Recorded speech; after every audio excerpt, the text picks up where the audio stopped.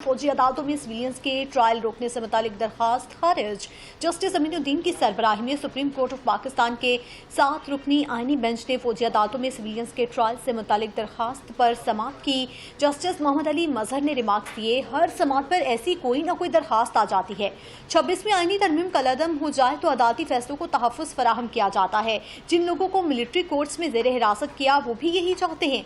Justice Jamal Mandokhel ने हफीजुल्लाह नियासी से सवाल किया कि क्या आप केस चलाना चाहते हैं, जिस पर हफीजुल्लाह नियासी ने कहा कि मैं ये केस चलाना चाहता हूं।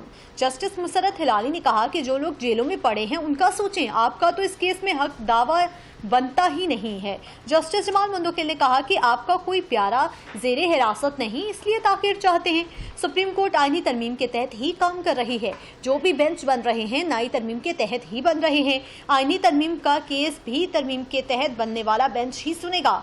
आईनी बेंच ने साबिक चीफ जस्टिस जवाद ख्वाजा पर 20,000 रुपये जुर्माना भी आयद कर दिया। फौजी अदालतों में सिविलियंस के ट्रायल रोकने से मुतालिक दरखास्त खारिज। जस्टिस अमीनुद्दीन की सरबराही में सुप्रीम कोर्ट ऑफ पाकिस्तान के 7 रुकनी आईनी बेंच ने फौजी अदालतों में सिविलियंस के ट्रायल से मुतालिक दरखास्त पर समाअत की। जस्टिस मोहम्मद अली मजहर ने रिमार्क्स दिए, हर समाअत पर ऐसी कोई न कोई दरखास्त आ जाती है। 26वीं आईनी तरमीम कलअदम हो जाए तो अदालती फैसलों को तहफ़्फ़ुज़ फराहम किया जाता है। जिन लोगों को मिलिट्री कोर्ट्स में ज़ेर हिरासत किया वो भी यही चाहते हैं। जस्टिस जमाल मंदोखेल ने हफीजुल्लाह नियासी से सवाल किया कि क्या आप केस चलाना चाहते हैं, जिस पर हफीजुल्लाह नियासी ने कहा कि मैं ये केस चलाना चाहता हूं। जस्टिस मुसरत हिलाली ने कहा कि जो लोग जेलों में पड़े हैं उनका सोचें, आपका तो इस केस में हक दावा बनता ही नहीं है। जस्टिस जमाल मंदोखेल ने कहा कि आपका कोई प्यारा ज़ेरे हिरासत नहीं, इसलिए ताख़ीर चाहते हैं। सुप्रीम कोर्ट आईनी तरमीम के तहत ही काम कर रही है।